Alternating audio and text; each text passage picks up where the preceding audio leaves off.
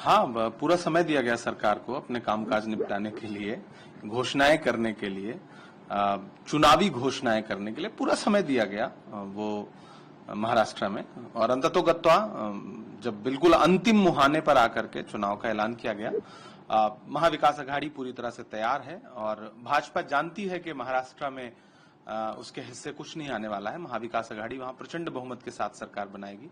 लोकसभा का नतीजा भी बिल्कुल ऐसा था कि सरकार लगातार भाग रही थी इलेक्शन से वहां, तो फाइनली करवाना पड़ रहा है। लोकतंत्र की यही ताकत है कि तमाम कोशिशों के बाद भी इलेक्शन की एक निश्चित तिथि है कि उसके पहले तो आपको करवाना ही है, तो वो करवाना पड़ रहा है। हम स्वागत करते हैं और हम पूरी तरह से चुनाव के लिए तैयार हैं। सर, तैयार तो हैं, आप कितना जीत की तरफ देखते हैं? क्योंकि एकनाथ शिंदे जो मुख्यमंत्री हैं वो साफ तौर पर कह रहे हैं कि आप लोग महाविकास अघाड़ी के लोग लीडर ऑफ अपोजिशन के पद को देखें, Uddhav Thackeray leader of opposition के पद को देखें, बाकी चीजों की तरफ ना देखें कि सरकार तो महायुति की ही बनने जा रही है। देखिए, दिल के बहलाने को गालिब ये ख्याल अच्छा है।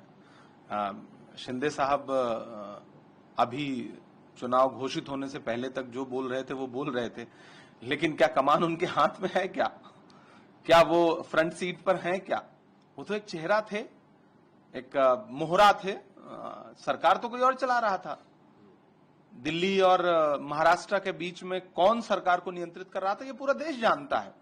तो शिंदे साहब ने अपना गोल्डन पीरियड काट लिया है और अब महाविकास अघाड़ी की सरकार बनेगी और प्रचंड बहुमत के साथ बनेगी। और ये हम नहीं कह रहे हैं, महाराष्ट्र की जनता कह रही है। महाराष्ट्र की जनता को पता है कि किस तरह से लोकतंत्र को लूट करके वहां सरकार बनाई गई थी महायुति की। अब महाराष्ट्र की जनता उसका बदला लेना चाहती है। उसका आंशिक बदला उसने लोकसभा चुनाव में लिया भी है। सर, लेकिन इसके अलावे आप लोगों ने हरियाणा के चुनाव में कई उनपे ईवीएम पे और कई जगहों पे इस तरीके की बातों की शिकायत करी। चुनाव आयोग कह रहे हैं कि पूरी तरीके से निष्पक्षता है और फुल प्रूफ है ईवीएम, कोई दिक्कत नहीं है। जनता का पार्टिसिपेशन दिखाता है कि ईवीएम में इस तरीके से उनको विश्वास है। अपोजिशन ने जो सवाल उठाए थे उनके ऊपर कह रहे हैं। देखिए, विपक्ष ने ईवीएम पर जो सवाल उठाए वो बहुत तथ्यात्मक हैं। कोई कोरी बयानबाजी नहीं है कि आपने एक शेर सुना दिया और तारीखों का ऐलान कर दिया और सारी चीजों से फुल प्रूफ बता दिया। वो तथ्यात्मक आरोप है विपक्ष के और लिखित में हमने आरोप लगाए हैं।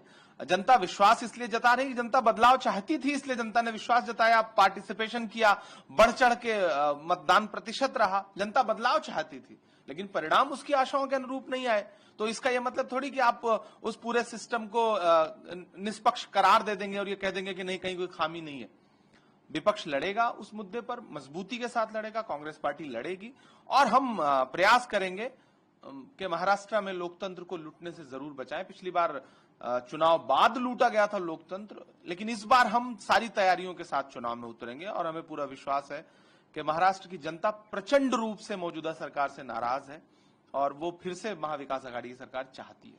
आखिरी और महत्वपूर्ण सवाल, क्योंकि उपचुनाव भी है, उसके अंदर उत्तर प्रदेश के भी है और एक बड़ा और महत्वपूर्ण उपचुनाव जिसके ऊपर नजर हर राजनीतिक गलियारे की रहेगी, वो है वायनाड का। हाँ, उसको किस तरीके से देखते हैं? देखिए, वायनाड का चुनाव तो सरकार को हरियाणा और जम्मू कश्मीर के साथ करा देना चाहिए था, लेकिन चूंकि भाजपा जानती है कि वहां उसके लिए कुछ नहीं है, वहां से आदरणीय प्रियंका गांधी जी चुनाव लड़ने जा रही हैं, तो कहीं कोई लड़ाई में ही नहीं है, इसलिए सरकार ने उस चुनाव को महाराष्ट्र के साथ कराने का मतलब जितना टाल सकते थे। मैंने कहा ना कि अंतिम मुहाने पे जाके जब लोकतंत्र ने एक तिथि निश्चित कर रखी है कि इस तारीख तक तो हो ही जाना है, तो वो बिल्कुल रबड़ को आखिरी मोर्चे तक खींचने की कोशिश करते हैं।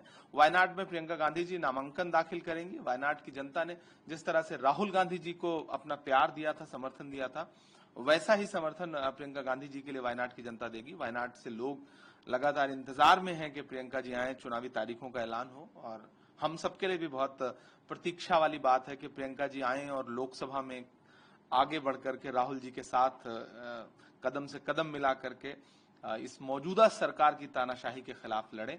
और वो बहुत ही सुखद दिन होगा जिस दिन प्रियंका गांधी जी लोकसभा में शपथ लेंगी।